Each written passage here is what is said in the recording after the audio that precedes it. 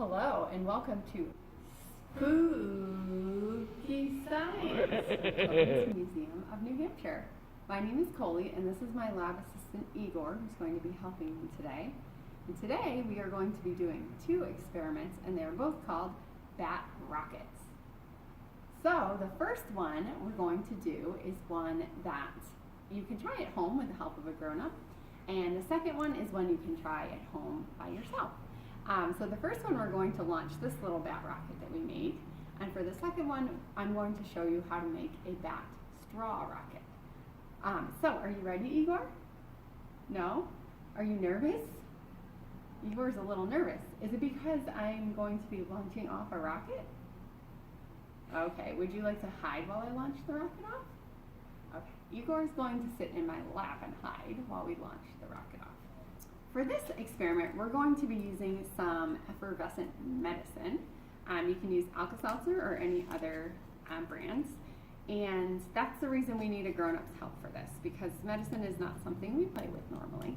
But for this science experiment, we're going to use it because it gets very busy. So we're going to put the Alka-Seltzer in our tube. I added this bat, so that's what makes it a bat rocket. You can do this with a film canister, which I'll show you at the end. And then we're going to add the water, and we're going to put the lid on and flip it right side up again. Once I do that, the experiment can happen pretty quickly. So Igor and I may back up a little for that. So here I go, I'm going to put the water in, and then put the lid on. Now I'm going to put it upside down, or right side up again. We'll let it back up. Woo!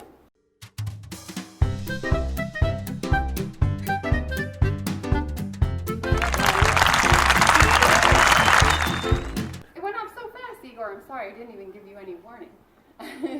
So you got to see it pop off into the air. Now sometimes it goes even higher than that. We've done this outside, and this thing has gone almost the height of the museum. It's really cool. I might have weighed it down a little by putting this bat on today. So the reason that worked, as you can see, this is still a little bit fizzy and there's bubbles. When we mixed this Alka-Seltzer together with the water, it created a lot of bubbles and there was nowhere for the air to go. So that created a lot of pressure. And the pressure was building up and building up and building up inside the container. And with nowhere to go, it actually pushed this off the bottom lid from the container. So you can do a similar experiment at home using a film canister if you have one. The way to do it is to put the Alka-Seltzer in, then the water, and because this is a lot smaller than this one, you have to be really quick. Put the lid on, flip it over, and then this black part, the canister part, will pop off. So that was our first experiment. It's all over, Igor. You can come back out now. Okay, so you can help me put this away.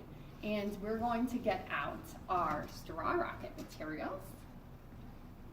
And for this one, you need a straw. You can use any kind of straw. You can use a reusable straw or a plastic straw or a paper straw. We're using a pipette for ours, and I have just cut the top part of the pipette off for this. A bat template, and I got mine from bugandbuddy.com. And they have a free one you can download that's either blank so you can color it in, or you can print out a colorful one. I colored mine in with a crayon. And then you just need some tape. So for this one, we're going to decorate our bats and then put the end of the pipette onto the back. So I like to use washi tape for this because it's really easy to tear. I have the scissors here just because we needed those to cut the pipette. So now I just taped the pipette end to the back of the bat. Then to launch off this rocket, I'm going to take the straw and put it inside the pipette tube. It's very similar to the experiment we just saw. When I blow in here, I'm going to blow a lot of air, and that air is going to be pushing against this container, and there's nowhere for it to go, so that's going to push the whole bat up off of the straw. So I'm going to try it out.